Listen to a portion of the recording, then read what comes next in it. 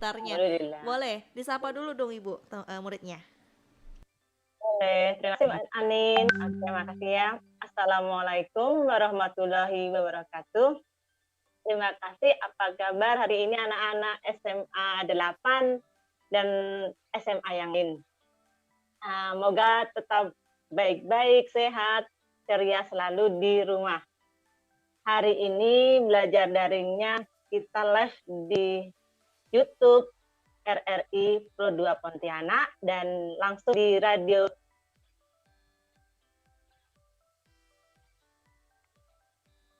anak yang mengajar sejarah di kelas 12 hari ini tepat hari Selasa 8 September 2020. Pertemuan hari ini kita mengambil materi baru karena alhamdulillah siswa-siswi sudah melaksanakan materi yang baru dan sudah melaksanakan tugasnya, juga sudah melaksanakan uji kompetensi, ulangan harian, dan yang pasti bersyukur kalian tetap selalu stay at home atau belajar daring di rumah. Oke, untuk selanjutnya sebelum ke materi biar rileks sebentar ya anak-anak, saya mau tunjukkan perwakilan dari kelas 12 MIPA 2 yang mungkin kemarin tugas seluruh di kelas 12, namun memang yang saya ambil itu karena seharusnya semuanya bisa ditampil, tapi mengingat waktu cuma beberapa 1 jam di sini. Iya, Oke, Mbak Nindi bisa dibantu untuk menayangkan. Siap Ibu. PowerPoint-nya, slide-nya. Ya kan, Mbak Ani. Oke. Nanti Bukan, ada itu Mbak Ani. videonya yang juga. Ini dulu. Kita putarin dulu videonya Video dulu ya. Yang video siswa dulu. Oke, siap nih. Pantengin ya buat murid-murid Sebelum dari ke Ibu Dia. materi. Oke, siap. Ini dia.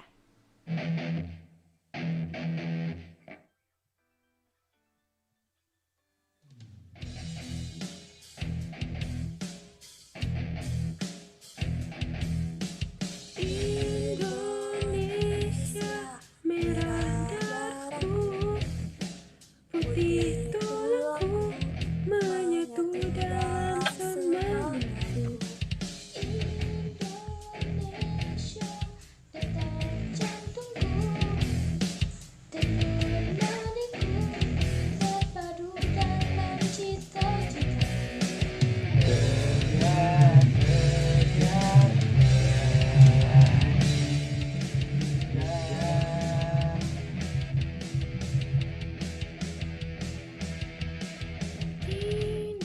Indonesia tempat darahku, nafas hidupku bersatu di dalam namamu. Indonesia satu bangsaku dan bahasaku berpadu di dalam cintamu. Kebiar pelangi jingga,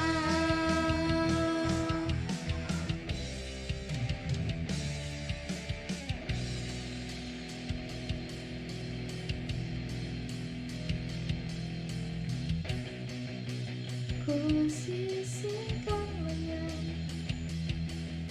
rantas, malam-malam pintas denganmu.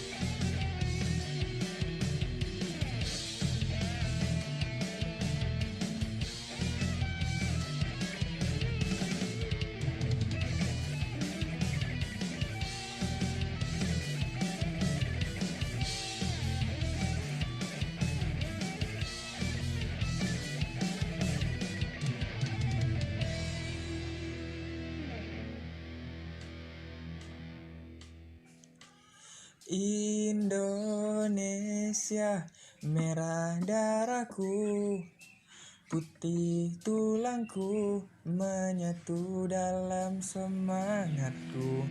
Indonesia, debar jantungku, denyut nadiku, berpadu dalam cita-citaku. Kebiar, kebiar, pelangi jingga, pelangi jingga.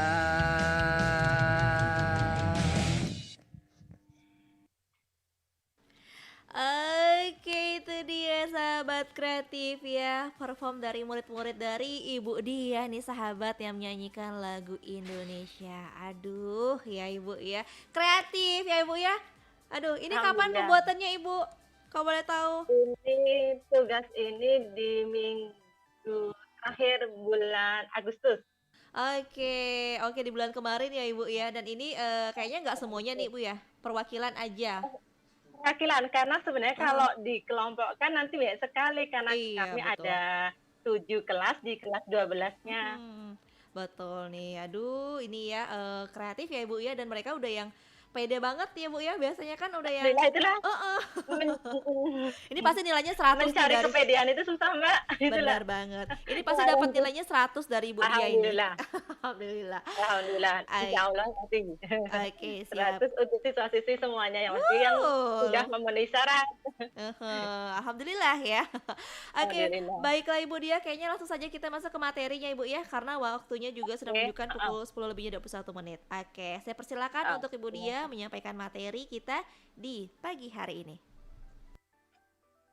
Oke, terima kasih Mbak Nin. Oke, saya sampaikan materi kali ini adalah mengenai kelas 12 di materi baru, yaitu perkembangan pemerintahan Indonesia masa Orde Baru tahun 1166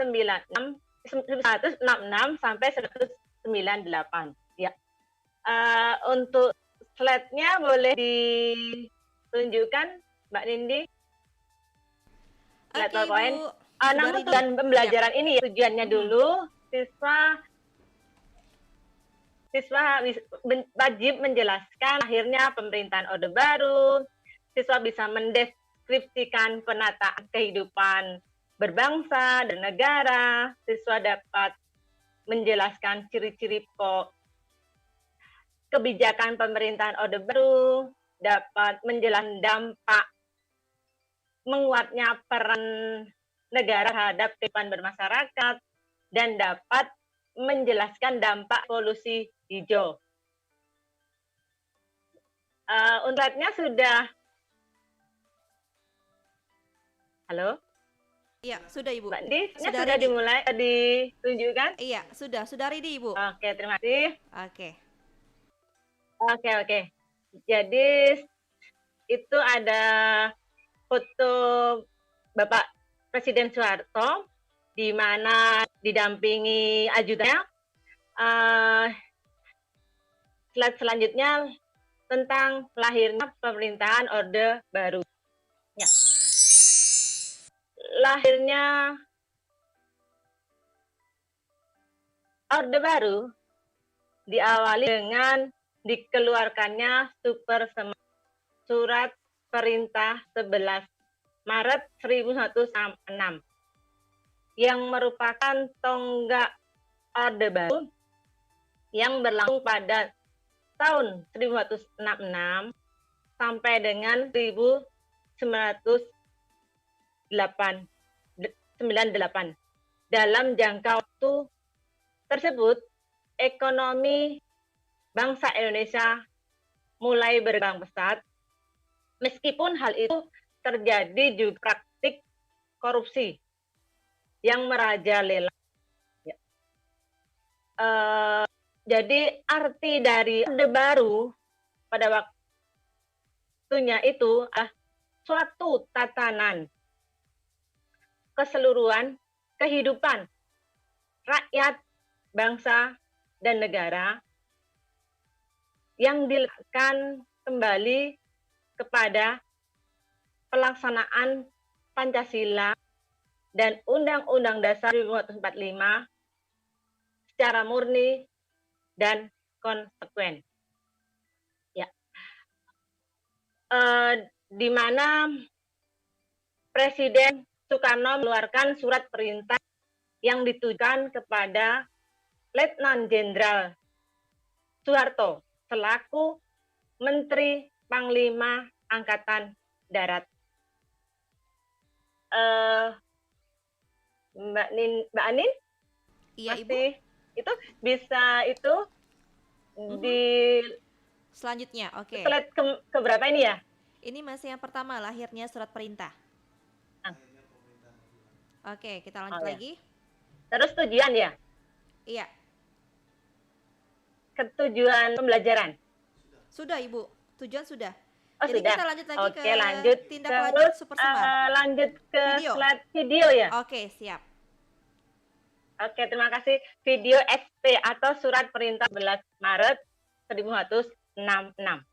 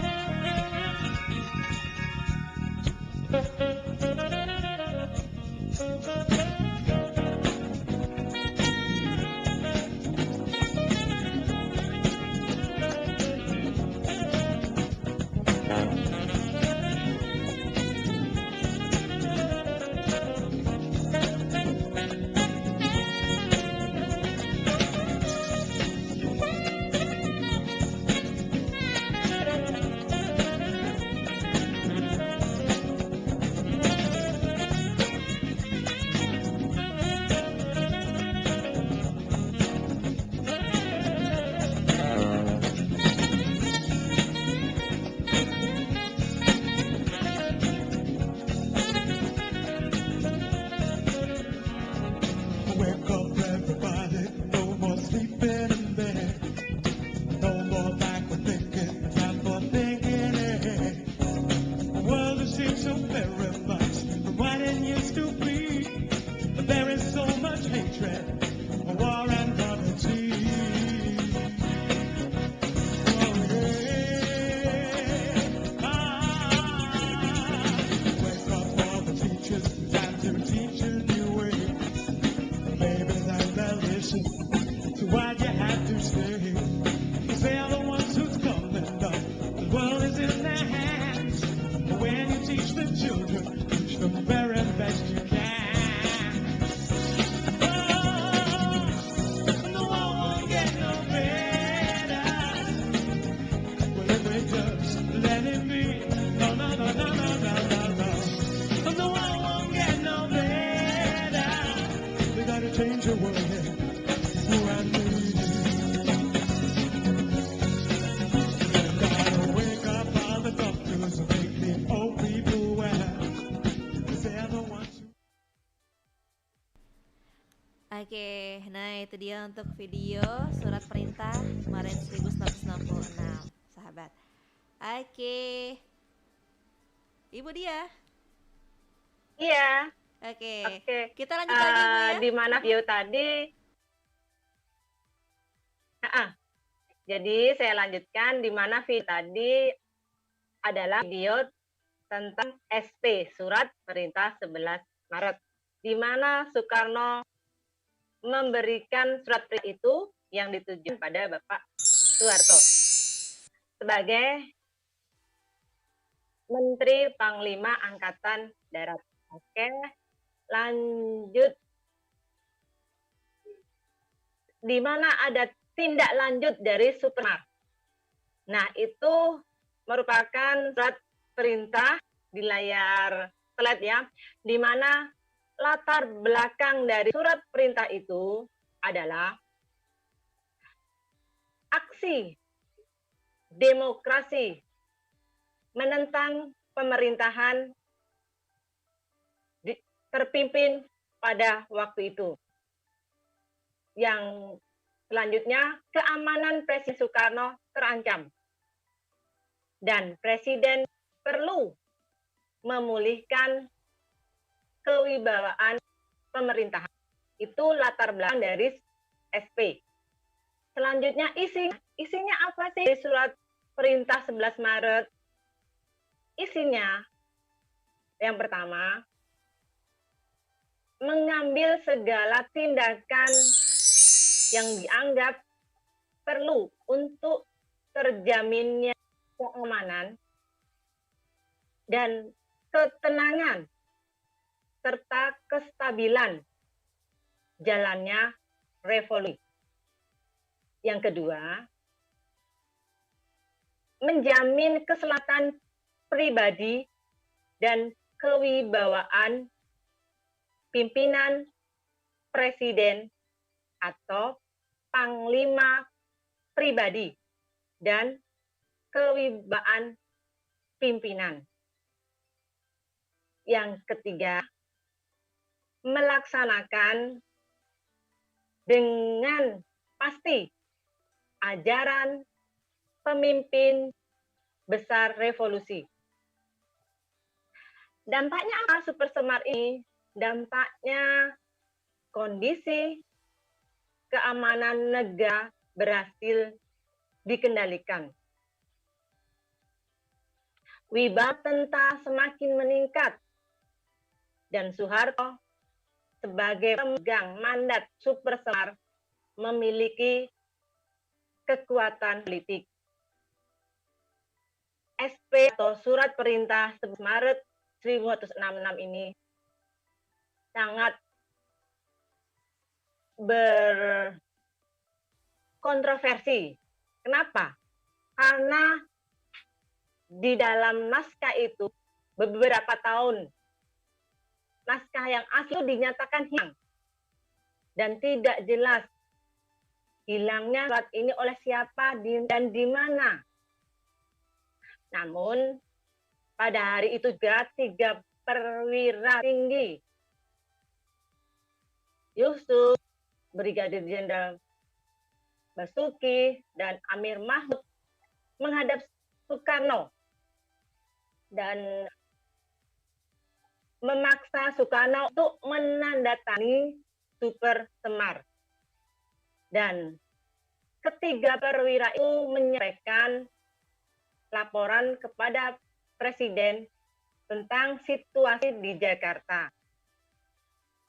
Akhirnya Soekarno mengambil tindakan itu dan mengatinya. Dan Presiden kemudian mengeluarkan surat perintah yang ditujukan pada Letnan Jenderal Soeharto. Yang tepatnya surat itu merupakan tindakan untuk situasi aman dan diberi nama Surat Perintah 11 Maret 1966 atau Super Semar. Oke, slide selanjutnya Mbak Anin. Oke, siap Ibu. Kita lanjut lagi. Ya.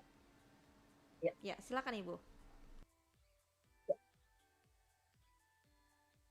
Di mana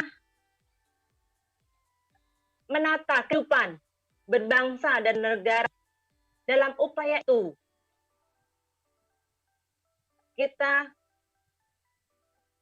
pada waktu itu mengadakan sidang keempat pada tanggal 20 Juni sampai 5 Juli 1966 yang menghasilkan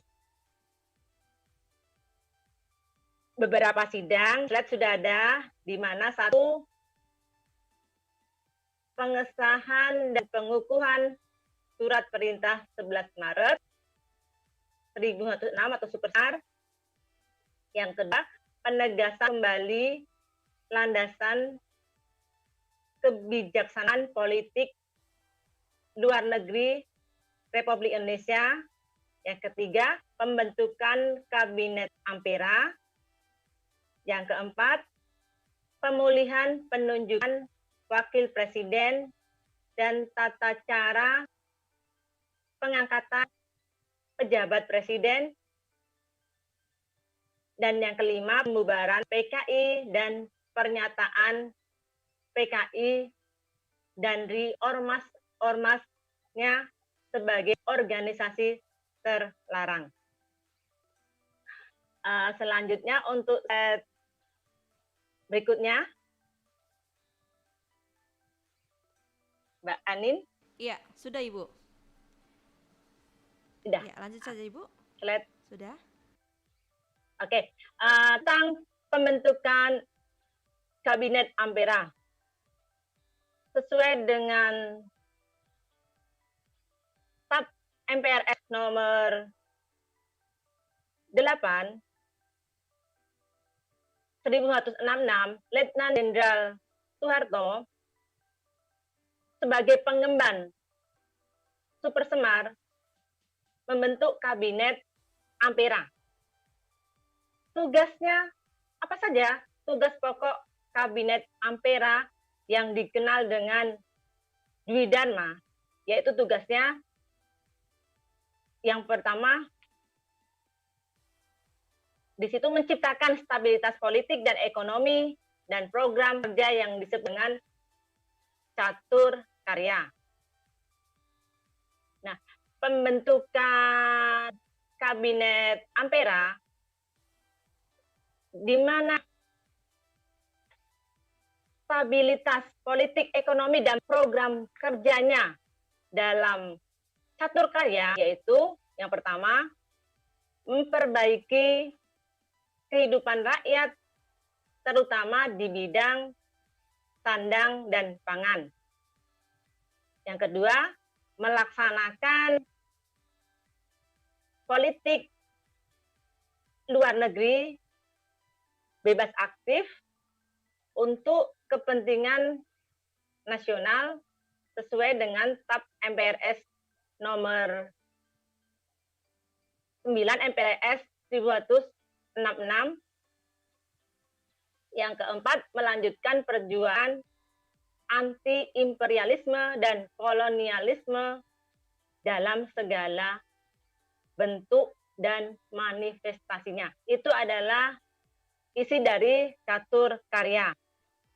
Dalam pembentukan Kabinet Ampera mengakibatkan dualisme kepemimpinan. Siapa saja itu? Soekarno dan Soeharto. Di sini Soekarno sebagai pemimpin pemerintahan dan Soeharto sebagai pelaksana keadaan pemerintahan. Keadaan ini menimbulkan pertentangan politik dalam masyarakat, yaitu mengarah pada munculnya pendukung Soekarno dan Soeharto. Hal ini jelas membahayakan persatuan dan kesatuan bangsa Indonesia. Namun, demi menjaga keutuhan kehidupan bangsa bernegara, Presiden Soekarno menyerahkan kekuasaan kepada Jenderal Soeharto tepatnya tanggal 23 Februari 1966 di Istana Negara, dan hal ini dilakukan untuk mengatasi konflik yang memuncak pada waktu itu. Selanjutnya sidang MPRS ini menyelenggarakan sidang istimewa yaitu di Jakarta tepatnya tanggal 7 sampai 2 Maret 1967, di mana sidang itu memutuskan untuk mencabut kekuasaan pemerintahan negara dari Presiden Soekarno dan mengangkat Jenderal Soeharto sebagai pejabat Presiden Republik Indonesia. Tepatnya tanggal 12 Maret 1967, Jenderal Soeharto diambil sumpahnya dan dilantik sebagai pejabat Presiden Republik RI. Kekuasaan Soekarno sebagai presiden secara resmi berakhir, dan kemudian pada tanggal 27 Maret 1968 MPRS mengangkat Soeharto sebagai Presiden RI. Presiden baru. Ya, sampai hasil pemilihan umum ditetapkan. Setelah memasuki era Orde Baru, Indonesia mulai menata kembali politik luar negerinya yang bebas aktif, serta berusaha meninggalkan politik konfrontasi yang antara lain yaitu Mbak Ain, slide ke selanjutnya. Iya, oke, siap Ibu. Iya. Sudah. Sudah ya, penataan kembali politik luar negeri bebas aktif. Ya. Di mana Indonesia kembali anggota PBB. Terus di mana normalisasi hubungan Indonesia dengan Malaysia dan Indonesia menjadi anggota ASEAN. Indonesia menjadi anggota PBB tepatnya tanggal 28 September 1906.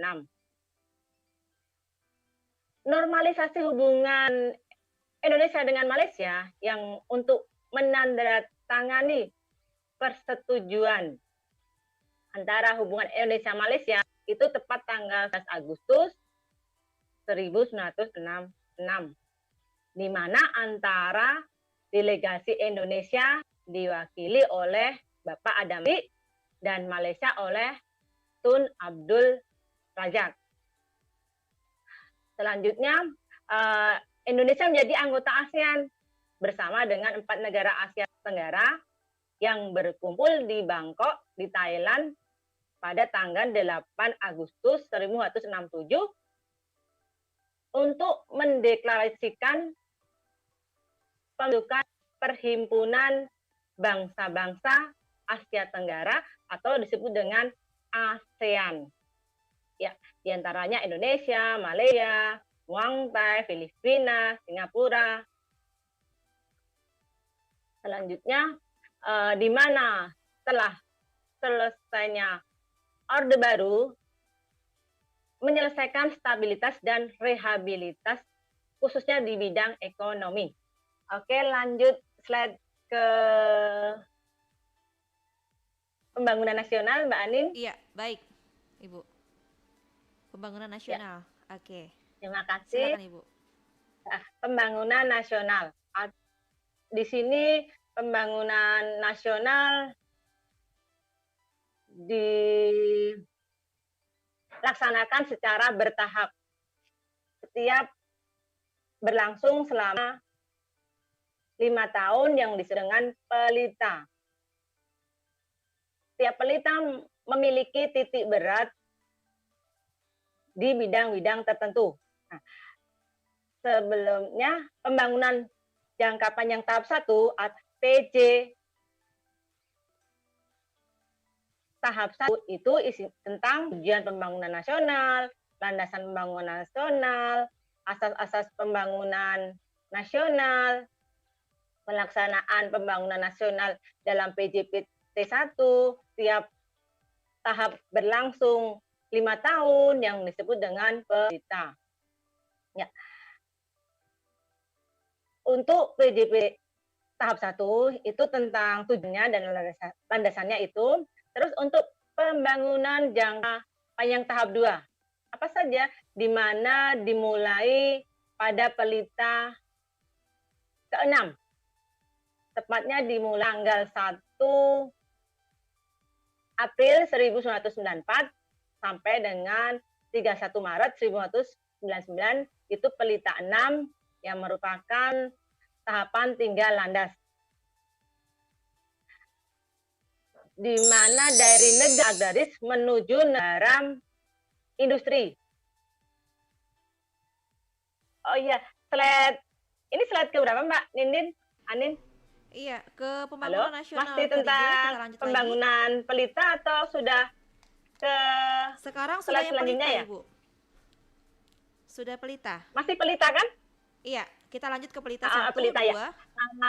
Pembangunan nasional dilaksanakan secara bertahap. Mhm.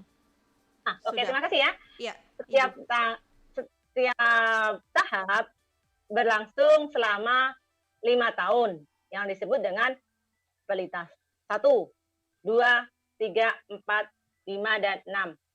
Di mana periode pelita 1 itu tepatnya 1 April 1969 sampai 31 Maret 1974.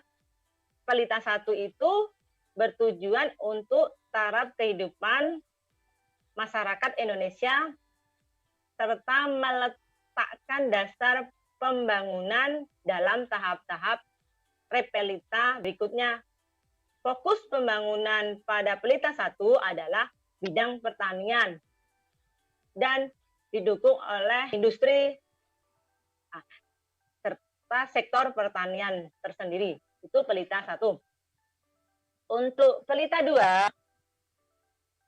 tanggal 1 April 1974 sampai 31 Maret 1979, yang isinya yaitu pada tersedianya kebutuhan sandang, papan yang memadai.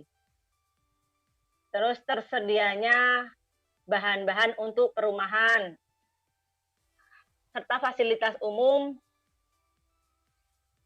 Yang ketiga, terwujudnya sarana prasarana yang makin terdistribusi secara merata dan sempurna, serta terwujudnya keadaan rakyat Indonesia yang lebih baik di seluruh daerah, dan meluasnya ketersediaan lapangan kerja bagi rakyat Indonesia. Itu tujuan dari pelita 2. Tujuan dari pelita 3 itu tepatnya tanggal 1 April 1979 sampai 31 Maret 1984, yaitu tentang 8 pemerataan di pelita 3. Yang pertama, pemerataan kebutuhan pokok pangan rakyat. Yang kedua, pemerataan pendapatan. Yang ketiga, pemerataan tingkat pencapaian pendidikan dasar. Ya, keempat, pemerataan kesempatan kerja. Yang kelima, pemerataan kesempatan berusaha. Yang keenam, melibatkan pemuda dan perempuan dalam pembangunan. Yang ketujuh, penyediaan dana bantuan pembangunan bagi daerah tingkat 1 dan 2. Tujuan pelita ketiga yang ke-8 yaitu pemerataan penyediaan kesempatan bagi rakyat untuk memperoleh keadilan. Pelita keempat tentang keberhasilan yang dicapai oleh pemerintah Orde Baru, tepatnya tanggal 1 April 1984 sampai 31 Maret 1989. Di sini di pelita 4 ini proyek swasembada beras mulai diprogramkan, dan program keluarga berencana atau KB itu juga mulai terprogram di pelita 4. Selanjutnya pelita kelima, tepatnya tanggal 1 April 1989 sampai 31 Maret 1994, di mana pada pelita kelima ini pelaksanaan pembangunan Indonesia mulai menurun. Kenapa bisa menurun? Karena yang pertama, tidak meratanya distribusi pembangunan. Yang kedua, tingginya tingkat korupsi di dalam pemerintahan Orde Baru. Yang ketiga, makin meningkatnya angka hutang luar negeri. Itu untuk pelita ke-6. Pelita ke-6, periode ke-6, tepat tanggal 1 April 1994 sampai 31 Maret 1999, di mana era pelita ini merupakan masa jatuhnya pemerintahan Orde Baru. Terus angka hutang luar negeri yang semakin tinggi membuat pemerintahan Orde Baru ini kehilangan kepercayaan dari rakyat. Pelita 6 tidak tercapai karena pada 21 Mei 1998 Presiden Soeharto turun dari jabatan sebagai Presiden RI dan pemerintahan Orde Baru pun berakhir. Bisa ke slide selanjutnya, Mbak Anin. Iya, siap Ibu. Ke ciri-cirinya Bu ya. Dan ini Ya, juga ya Bu ciri-ciri. ya, karena Ya, waktunya juga ciri. nggak banyak nih Bu, jadi bisa dimaksimalkan aja nanti sekitar kurang lebih 10 menit lagi ya untuk belajarnya. Oh iya, maaf ya Mbak Nindi. Oh iya Jadi nggak belum apa-apa ya Ibu. ciri-cirinya. Ada Oke, apa ya? iya siap. Lanjut aja Kapan-kapan Ibu. dilanjut lagi, insya Oke, Allah. lanjut aja Ibu, nggak apa-apa. Oke, terima kasih Mbak Anin mengingatkan. Iya, sama-sama. Selanjutnya, ciri-ciri pokok kebijakan pemerintahan Orde Baru, diantaranya 1-5, yaitu yang pertama, melaksanakan pembangunan di segala bidang. Yang kedua, mengadakan penataran P4 atau pedoman penghayatan dan pengalaman Pancasila. Biasa dilaksanakan pada waktu masuk sekolah. Yang ketiga, mencanangkan Pancasila sebagai asas tunggal dan penyederhanaan partai politik. Yang keempat, difungsi ABRI. Yang kelima, politik sentralisasi kekuasaan. Di mana dalam segala bidang ini pembangunan terbagi dalam 2 tahap, yaitu PJPT 1 dan PJPT 2 tadi, atau sering disebut dengan pembangunan jangka panjang tahap pertama dan tahap kedua. Oleh karena itu, masa Orde Baru ini sering disebut dengan masa Presiden Soeharto yang punya julukan sebagai Bapak Pembangunan. Terus tentang selanjutnya, slide ke Iya. selanjutnya Mbak Anin ke Oke, Ibu. yang Ke dampak ya Ibu ya.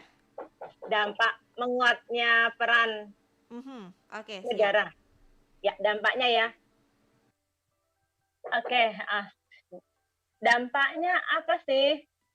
Dampak menguatnya peran negara di bidang politik telah nampak, di mana sejak pemilu tahun 1971 yang diikuti oleh 9 kontestan, tetapi mengalami penyederhanaan menjadi 3 kontestan pada pemilu 1978, yaitu terus berlangsung pada pemerintahan Orde Baru. Dampaknya diantaranya adanya pembatasan partai. Nah, partai yang awalnya 9 tadi menjadi mengerucut kecil jadi 3 partai. Itu di tahun 1978. ya. Dengan adanya partai politik dalam pemerintahan itu menjadi masyarakat terkekang, kurang bebas. Karena untuk menelurkan aspirasinya berkurang. Terus di bidang pertahanan dan keamanan, AMKAM itu sering dinyatakan dengan istilah aman terkendali karena banyak anggota ABRI yang duduk dalam lembaga pemerintahan baik di pusat maupun di daerah, termasuk fraksi-fraksi ABRI di MPR, DPR. Nah, itu semua upayanya memantapkan kondisi pertahanan dan keamanan negara di bawah Orde Baru. Oleh karena itu, pemerintahan pusat pada waktu itu dominan dan menentukan, mengakibatkan pemerintahan daerah tidak diberi peran penting, sehingga partisipasi masyarakat menjadi lemah karena adanya sistem komando di atasan yang rakyat menjadi tidak dikontrol, kurang bebas, yang berkiprah di bidang politik, ekonomi, maupun sosial dan budaya. Terus untuk yang slide ke selanjutnya, dampak revolusi hijau. Oke, sudah Ibu. Mbak Anin? Iya, sudah. Terima kasih. Di mana pengertian revolusi hijau adalah suatu revolusi produksi biji-bijian dari hasil penemuan ilmiah berupa bibit unggul yang meliputi pertanian, perkebunan, peternakan, dan kehutanan. Di mana dari berbagai varietas seperti gandum, padi, dan jagung yang mengakibatkan tingginya panen bagi Indonesia. Nah, pengaruh revolusi hijau terhadap produksi pangan gimana? Revolusi hijau memberikan pengaruh yang sangat positif karena dalam pengadaan pangan Indonesia yang sejak tahun 1950 tetap masuk menjadi anggota FAO. Nah, gagasan revolusi hijau ini bermulai dari mana? Ini bermulai dari peneliti dan dari tulisan Thomas Robert Malthus ya, tahun 1866-1834, di mana menurut Robert pertumbuhan penduduk meningkat lebih cepat daripada pertumbuhan pangan, dan pertumbuhan penduduk mengikuti deret ukur, sedangkan peningkatan produksi mengikuti deret hitung. Nah, tulisan dari Robert tadi menunjukkan pengaruh bagi negara lain, yaitu Amerika dan Eropa, sehingga muncul gerakan pengendalian pertumbuhan penduduk dengan cara mengendalikan jumlah kelahiran serta penelitian bibit unggul di bidang pertanian. Nah, Indonesia menganut sistem agrikultur first atau Indonesia melaksanakan modernisasi pertanian yang dikenal dengan nama revolusi hijau. Revolusi hijau ini ditandai dengan semakin berkurangnya ketergantungan petani pada cuaca dan alam, digantikan dengan peran ilmu pengetahuan dan teknologi atau iptek dalam upaya untuk meningkatkan produksi pangan. Revolusi hijau ini disebut revolusi agraria sehingga peternakan dan kehutanan bagi Indonesia mempunyai rumus yaitu panca usaha tani. Yang panca usaha tani itu diantaranya memilih dan penggunaan bibit unggul, terus pemupukan yang cukup, pengairan yang cukup, pemberantasan hama secara intensif, dan teknik penanaman yang baik. Maka revolusi hijau ini mempunyai pengertian agraria, yaitu untuk meningkatkan produksi pangan dan pertanian dilakukan pada 4 usaha pokok, yaitu tentang intensifikasi atau usaha meningkatnya produksi, tentang usaha meningkatkan penanaman, penangkapan ikan, terus meningkatkan produksi pangan, dan keanekaragaman usaha tani,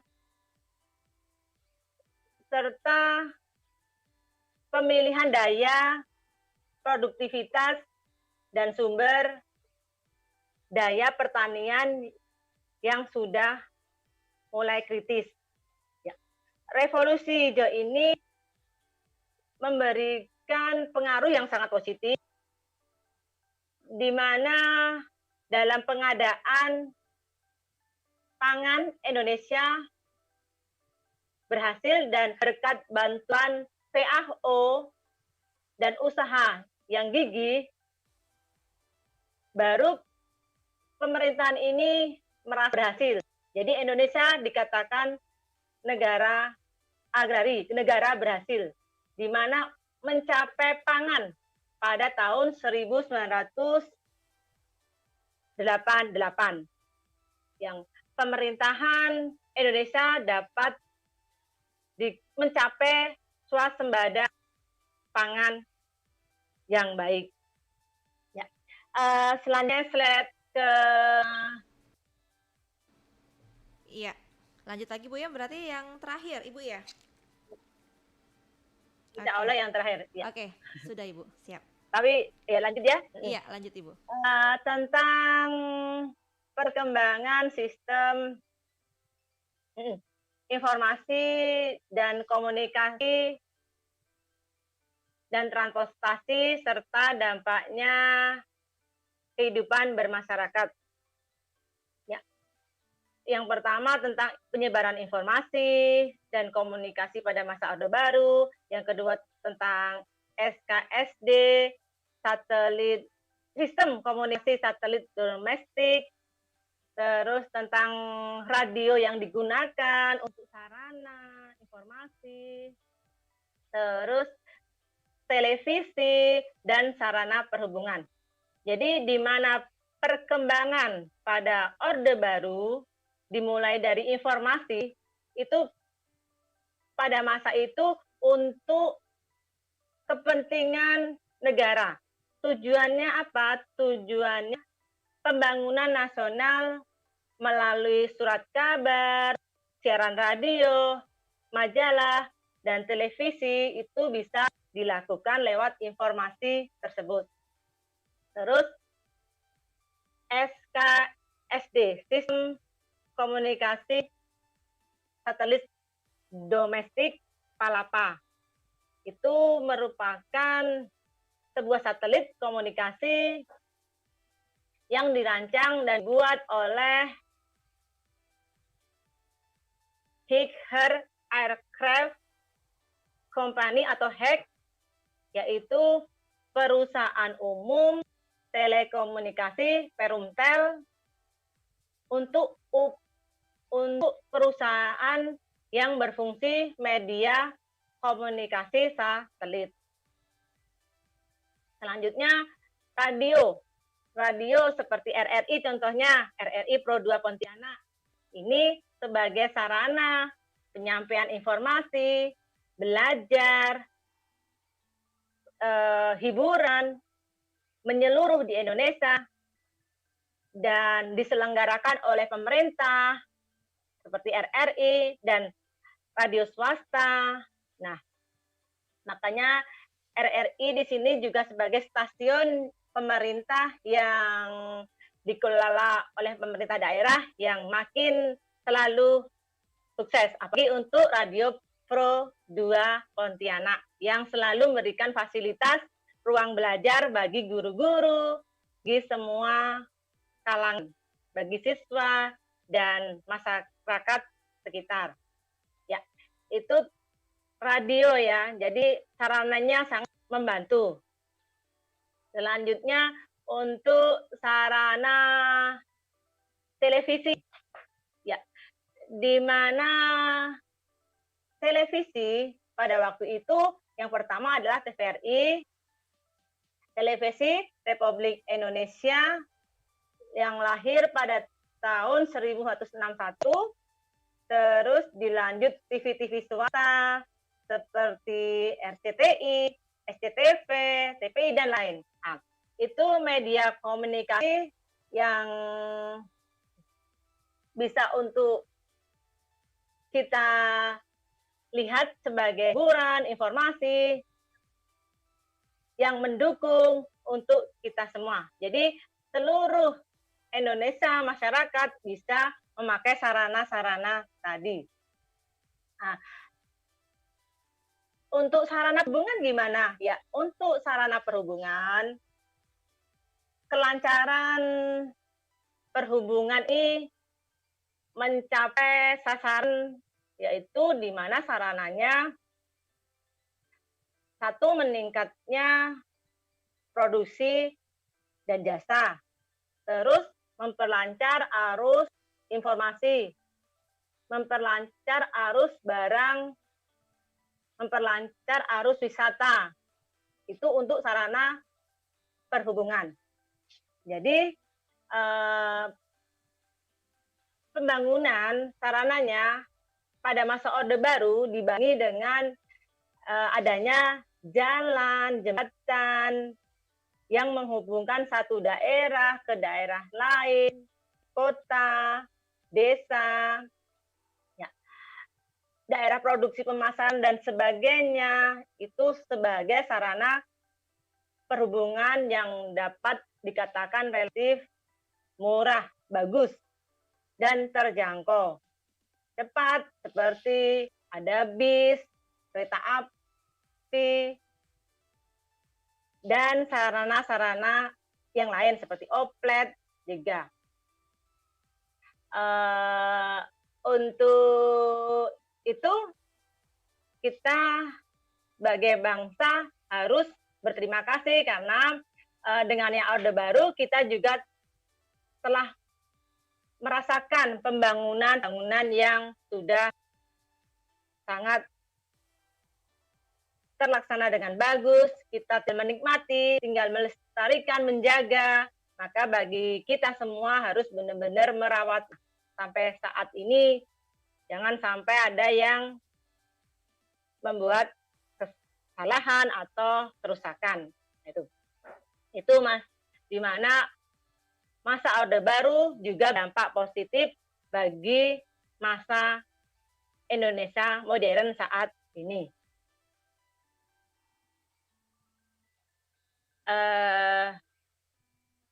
Ya. Mbak Anin? Oke. Ya. Sudah Ibu ya berarti? Itu tadi materi tentang Orde Baru. Gimana? Tentang Orde Baru yang sudah menceritakan masa lalu yang seharusnya masa lalu memang harus dipelajari. Betul. Atau masa lalu itu memang pengetahuan yang sangat kita harus pelajari. Jadi sisi positifnya saja yang diambil dari masa lalu. Jadi kalau negatif itu adalah pengalaman, pembelajaran. Oke, jadikan sebagai pembelajaran ya Ibu Diah Oke. ya. Oke. Iya. Mungkin yang terakhir Ibu, pesan-pesan yang mungkin Ibu berikan ke siswa-siswanya Ibu dan untuk sahabat kreatif, apa ini Bu? Silakan.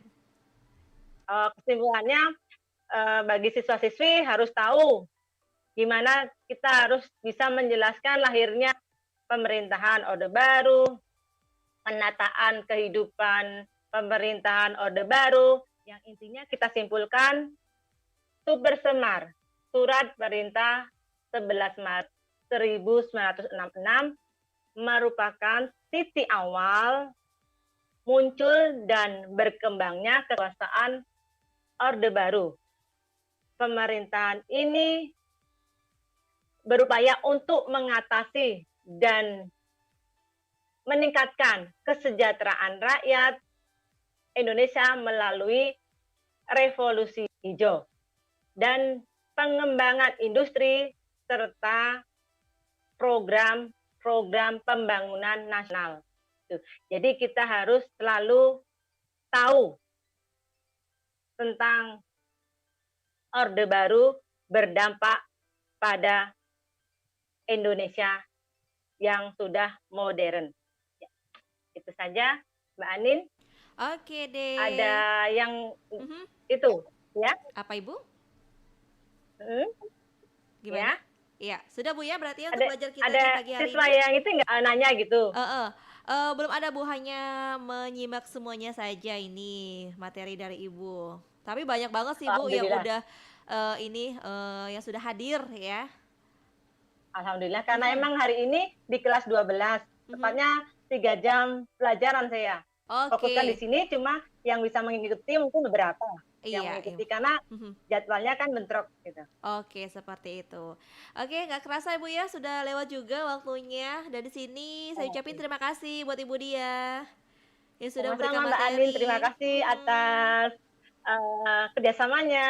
Sama-sama. Sukses ya Kalau Ibu ada ya. kata-kata yang salah, Mhm. kurang berkenan, mohon dimaafkan ya Mbak Anin. Iya, sama-sama. Saya juga Ibu. Sampai ketemu nanti ya Ibu ya. Sukses untuk sama-sama, sukses untuk Mbak Anin dan kru RRI Pro 2 Pontianak. Oke deh, dah. Sampai jumpa nanti Jumpa Ibu. lagi, dadah. Dadah dan Sehat selamat selalu. siang. Iya, amin. Ibu juga ya. Iya, dadah juga. Oke deh, sahabat Sama Mbak kreatif. Anin. Iya, itu dia sahabat kreatif ya, pelajaran kita di hari ini tentang sejarah Indonesia dengan tema perkembangan pemerintah Indonesia pada masa Orde Baru nih, Orde ya, aduh ya, ingat-ingat tentang sejarah Indonesia dulunya sahabat kreatif ya, panjang banget dan juga sudah diingetin oleh Ibu Dia ya bahwasanya jas merah ya, jangan sekali-sekali melupakan sejarah itu. Nah, buat kalian generasi penerus generasi milenial juga sahabat kreatif ya, mesti tahu nih tentang sejarah Indonesia. So itu dia untuk pelajaran kita dan sampai jumpa besok ya, tentunya di belajar juga dengan mata pelajaran yang berbeda tentunya. Dan aku Anindya mesti pamit dan sampai jumpa. Bye bye.